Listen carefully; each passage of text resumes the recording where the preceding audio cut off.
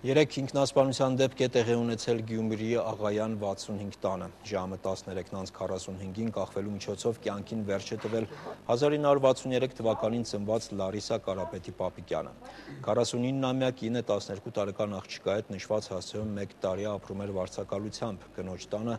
ցախանոցում գլխաշորով կախված տեսել է աղջիկը, զանգել հարևաններին եւ հարազատներին։ Ամուսնացած է եղել Անիի տարածաշրջանի Սառնախբյուր գյուղում։ Ամուսնու հետ 10 տարի ապրել է Մոսկվայում, հետագայում կինը աղջկա հետ տեղափոխվել է Գյումրի, իսկ ամուսինը գտնվում էր Ռուսաստանի Դաշնությունում։ Անելը կայնել է սեղանին, ունդեղից կախվել է։ Աղջիկն է տեսա փաստորեն։ Ինչը։ Իր աղջիկն է։ Իր աղջիկը, հա, էլի մամա եջված է մաման չկանեք։ Մեկ է գուկա այստեղ ու մերն արդեն կախված է։ Ճաճան փախնիկ է։ Մարդը դաժե փողեր գեդոր ինքեստար մարդուկով։